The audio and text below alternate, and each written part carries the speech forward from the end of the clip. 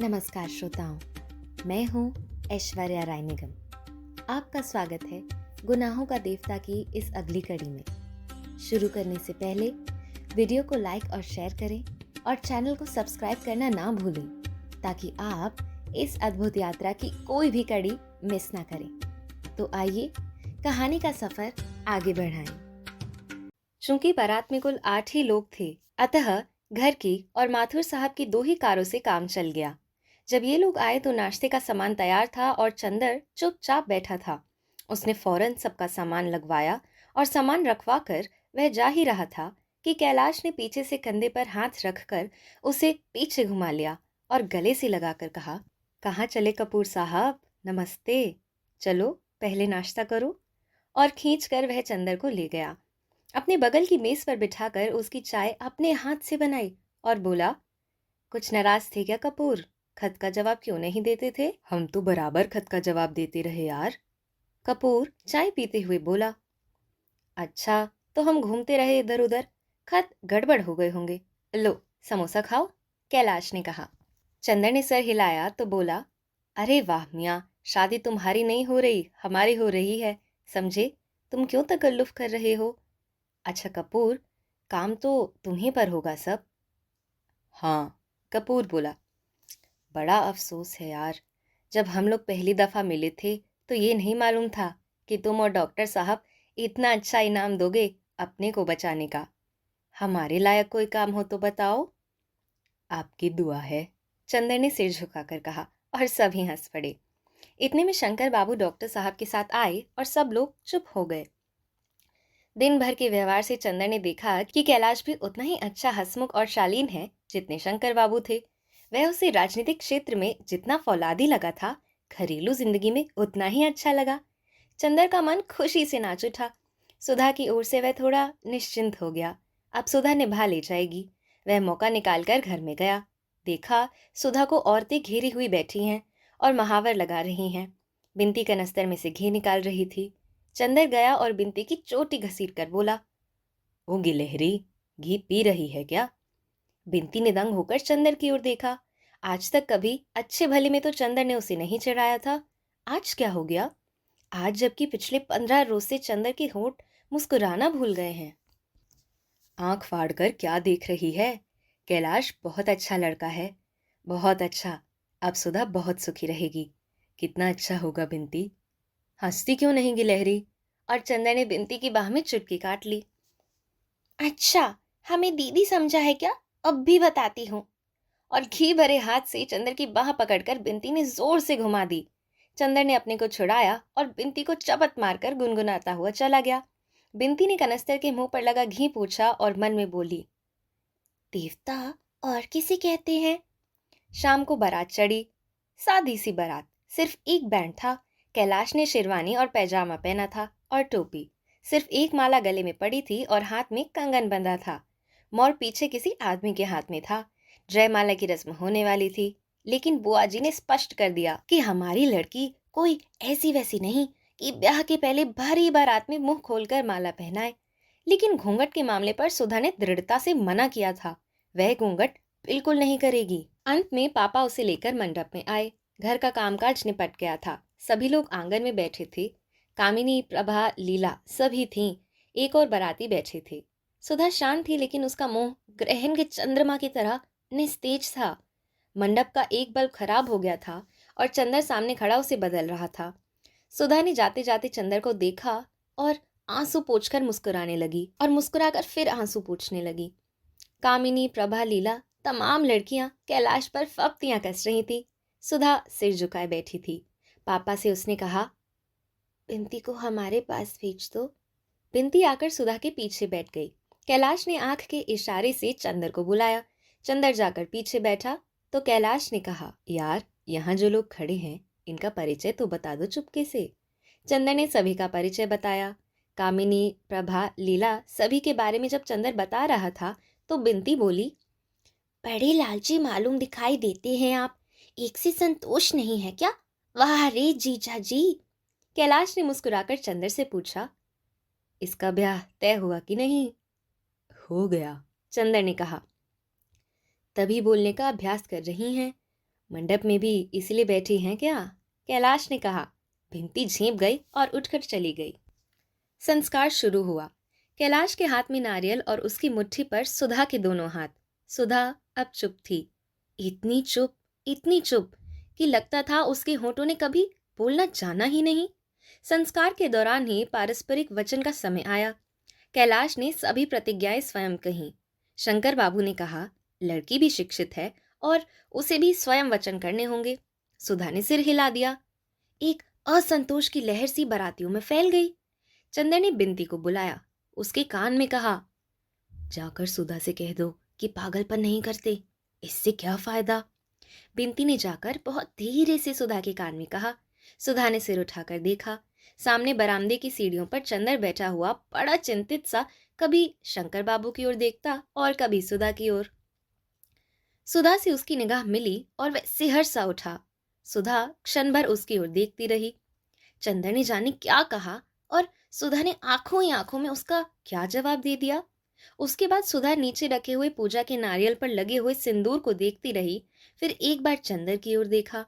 विचित्र सी थी वह निगाह, जिसमें कातरता नहीं थी, करुणा नहीं थी, आंसू नहीं थे, कमजोरी नहीं थी।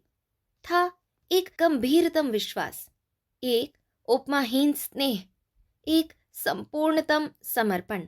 लगा जैसे वह कह रही हो, सचमुच तुम कह रहे हो? फिर सोच लो चंदर, इतने दृढ़ हो, इतने कठोर हो, मुझसे मुंह से क्यों कहलवाना चाहते हो? क्या सारा सुख लूटकर थोड़ी सी आत्मवंचना भी मेरे पास नहीं छोड़ोगे? अच्छा, लो मेरे देवता। और उसने हार कर सिसकियों से सने स्वरों में अपने को कैलाश को समर्पित कर दिया। प्रतिज्ञाएं दोहरा दी और उसके बाद साड़ी का एक छोर खींचकर नथ की डोरी ठीक करने के बहाने उसने आंसू पोंछ लिए। चंदर ने गहरी सांस ली और बगल में बैठी हुई बुआ जी से कहा, बुआ जी, अब तो बैठा नहीं जाता, आंखों में जैसे किसी ने मिर्च भर दी हो। जाओ जाओ, सोए रहे ऊपर, खाट बिछी है, कल सुबह 10 बजे विदा करी को है, कुछ खाए पियो ने तो पड़े रही वो, बुआ ने बड़ी स्नेह से कहा। चंदर ऊपर गया तो देखा एक खाट पर बिंती औंधी पड़ी सिसक रही है। बिंती, बिंती। उसने बिंती को पकड़कर हिलाया। बिंती फूट फूट कर रो पड़ी। उठ पगली, हमें तो समझाती है, खुद अपने आप पागलपन कर रही है, चंदर ने रूंधे गले से कहा। बिंती उठकर एकदम चंदर की गोद में समा गई और दर्दनाक स्वर में बोली, हाय चंदर, अब क्या होगा? चंदर की आंखों में आंसू आ गए। वह फूट पड़ा और बिंती को एक डूबते हुए सहारे की तरह पकड़कर उसकी मांग पर मुंह रखकर फूट फूट कर रो पड़ा। लेकिन फिर भी संभल गया और बिंती का माथा सहलाते हुए और अपनी सिसकियों को रोकते हुए कहा, रो मत पगली।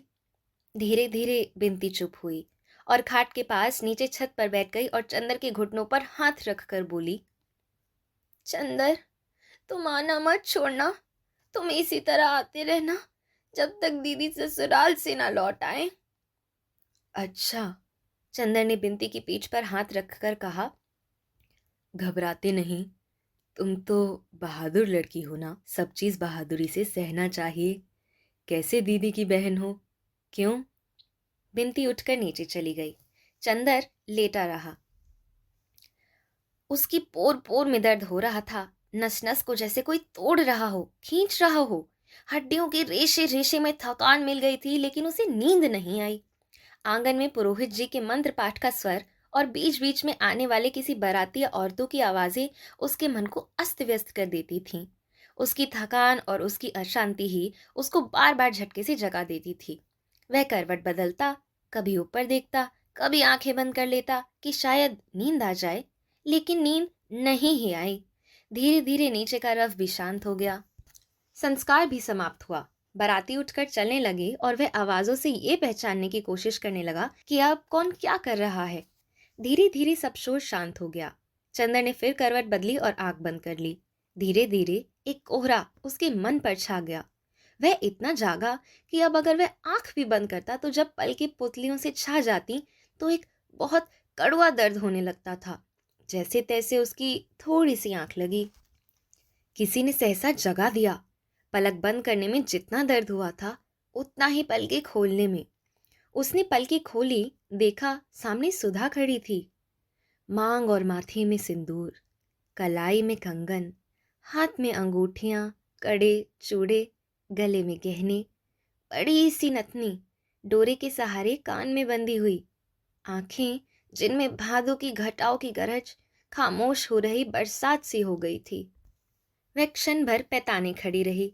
चंदर उठकर बैठ गया। उसका दिल इस तरह धड़क रहा था जैसे किसी के सामने भाग्य का रूठा हुआ देवता खड़ा हो। सुधा कुछ बोली नहीं। उसने दोनों हाथ जोड़े और झुककर चंदर के पैरों पर माथा टेक दिया। चंदर ने उसके सिर पर हाथ रखकर कहा, ईश्वर तुम्हारा सुहाग अटल करे। तुम बहुत महान हो। मुझे तुम पर आज से गर्व है। आज तक तुम जो कुछ भी थी उससे कहीं ज्यादा हो मेरे लिए सुधा। सुधा कुछ बोली नहीं।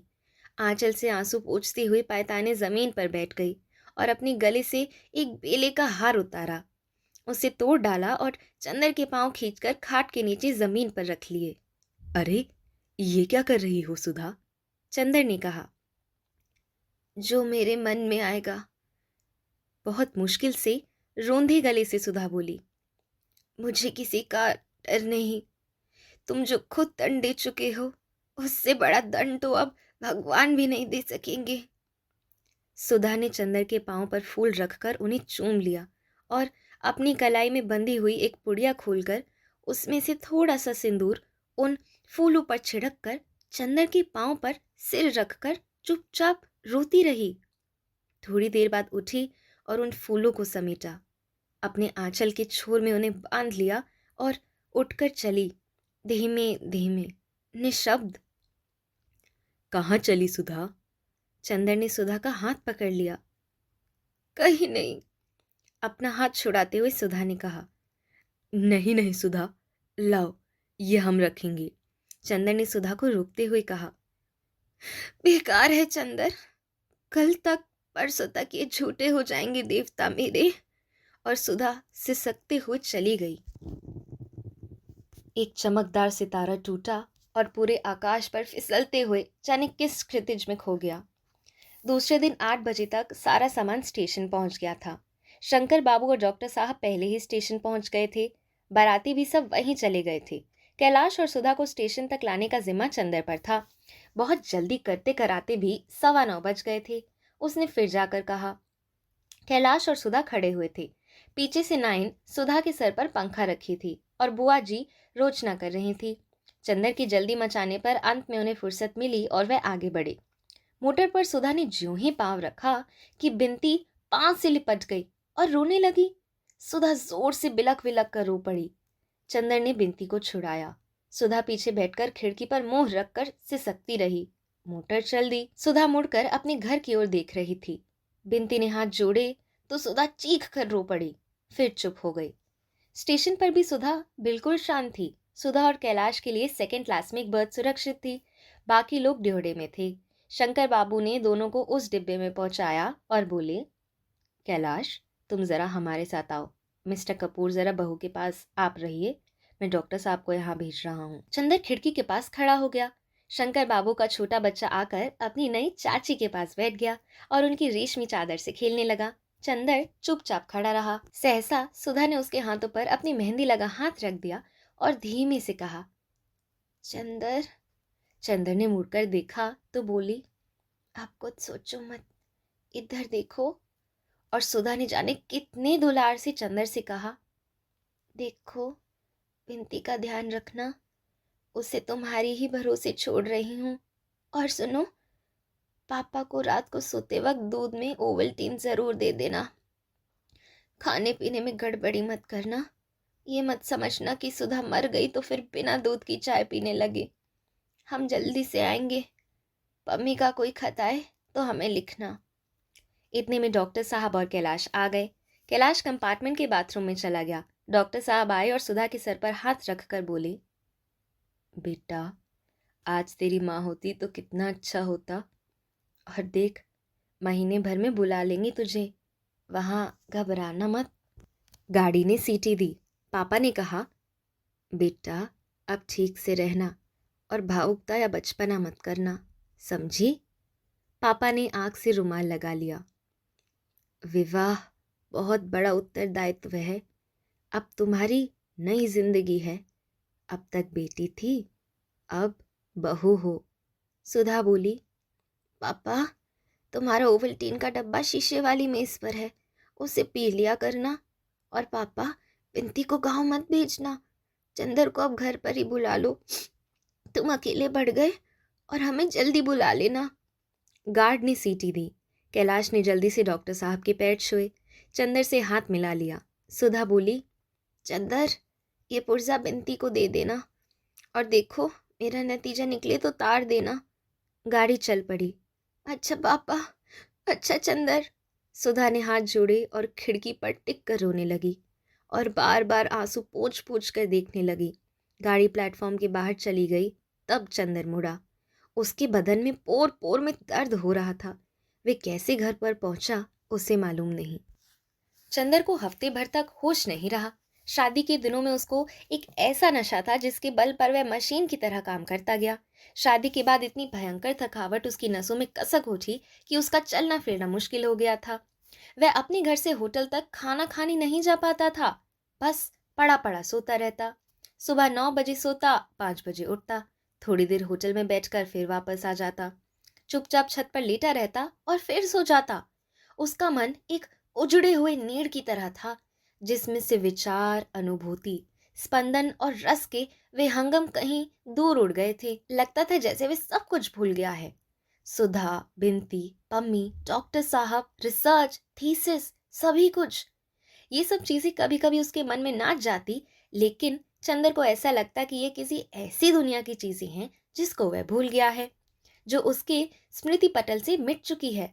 कोई ऐसी दुनिया जो कभी थी, कहीं थी, लेकिन किसी भयंकर जल प्रलय ने जिसका कण कण ध्वस्त कर दिया था। उसकी दुनिया अपनी छत तक सीमित थी। छत के चारों ओर की ऊंची दीवारें और उन 4 दीवारी से बंधे हुए आकाश के चौकोर टुकड़े तक ही उसके मन की उड़ान बंद गई थी। उजाला पाक था।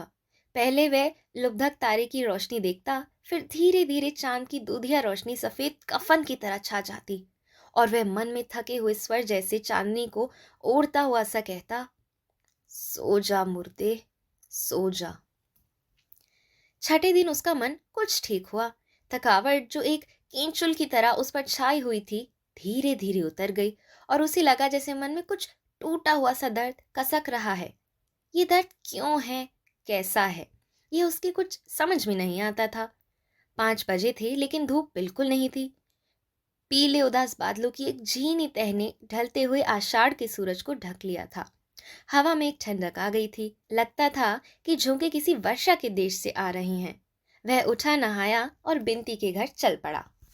डॉक्टर शुक्ला लॉन पर हाथ में किताब लिए टहल रहे थे। 5 दिनों में जैसे वे बहुत बूढ़े हो गए थे। बहुत झुके हुए से, निस्तेज चेहरा, डबडबाई आंखें, और चाल में जैसे उम्र थक गई हो। उन्होंने चंदर का स्वागत भी उस तरह नहीं किया जैसे पहले करते थे।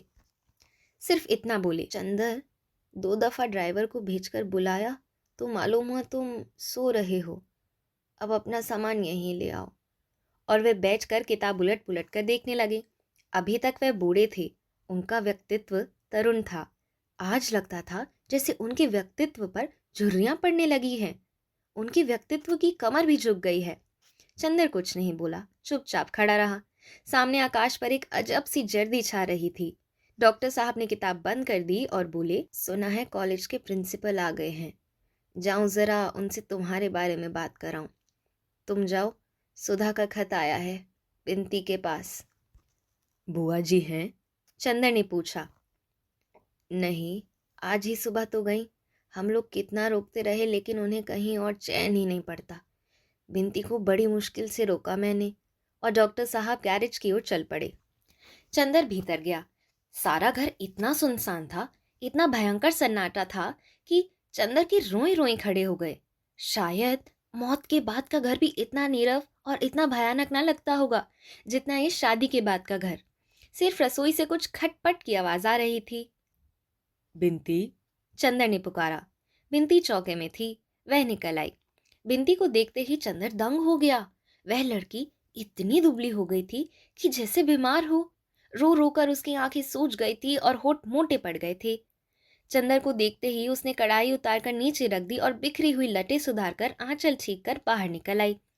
कमरे से खींचकर एक चौकी आंगन में डालकर चंदर से बहुत उदास स्वर में बोली, बैठिए।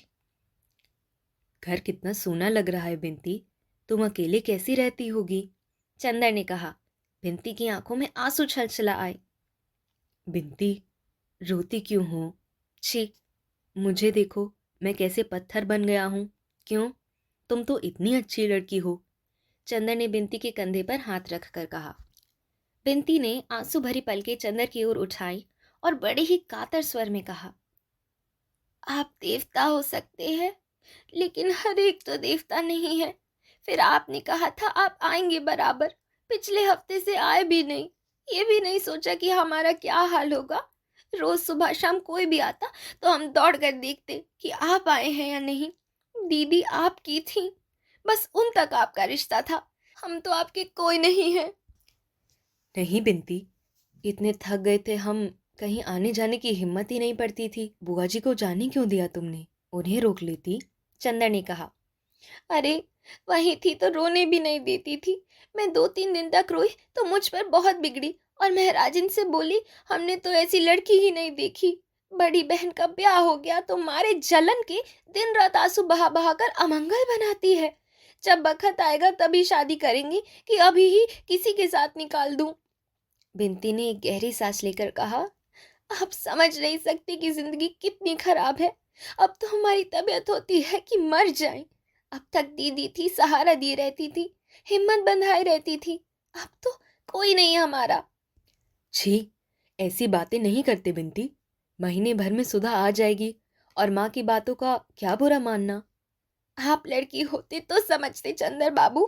बिंती बोली और जाकर एक तश्तरी में नाश्ता ले आई। लो, दीदी कह गई थी कि चंदर की खाने पीने का ख्याल रखना, लेकिन ये किसको मालूम था कि दीदी के जाते ही चंदर गैर हो जाएंगे। नहीं बिंती, तुम गलत समझ रही हो। जाने क्यों एक अजीब सी खिन्नता मन में आ गई थी। कुछ करने की तबीयत ही नहीं होती थी। आज कुछ तबीयत ठीक हुई तो सबसे पहले तुम्हारे ही पास आया। बिंती, अब सुधा के बाद मेरा है ही कौन सिवा तुम्हारे? चंदर ने बहुत उदास स्वर में कहा। तभी ना, उस दिन मैं बुलाती रह गई और आप यह गए वह गए और आंख से ओझल। मैंने तो उसी दिन समझ लिया था कि अब पुराने चंदर बाबू बदल गए। बिंती ने रोते हुए कहा। चंदर का मन भर आया था, गले में आंसू अटक रहे थे। लेकिन आदमी की जिंदगी भी कैसी अजीब होती है। वह रो भी नहीं सकता था, माथे पर दुख की रेखा भी झलकने नहीं दे सकता था, इसलिए कि सामने कोई ऐसा था जो खुद दुखी था और सुधा की थाती होने के नाते बिंती को समझाना उसका पहला कर्तव्य था। बिंती के आंसू रोकने के लिए वह खुद अपने आंसू पी गया और बिंती से बोला, लो कुछ तुम भी खाओ। बिंती ने मना किया तो उसने अपने हाथ से बिंती को खिला दिया। बिंती चुपचाप खाती रही और रह रह कर आंसू पोंछती रही। इतने में महाराजिन आई। बिंती ने चौके के काम समझा दिया और चंदर से बोली, चलिए ऊपर चले। चंदर ने चारों ओर देखा।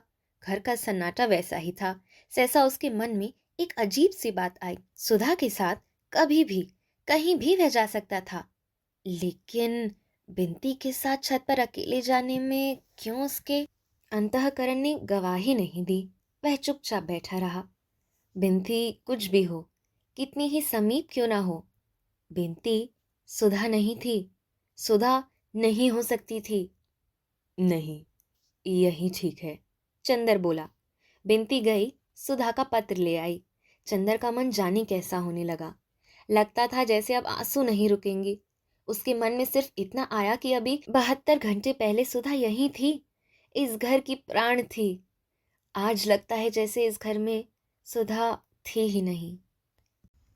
दोस्तों, आपका बहुत बहुत धन्यवाद कि आपने इस कहानी को यहाँ तक सुना। उम्मीद है कि आपको यह हिस्सा भी पसंद आया होगा। ये कहानी अभी जारी है और अगले एपिसोड में हम और भी दिलचस्प मोड़ और नए घटनाक्रम लेकर आएंगे। तो अगले एपिसोड का इंतजार जरूर करें और अपनी उत्सुकता यूं ही बनाए रखें। तब तक के लिए अलविदा।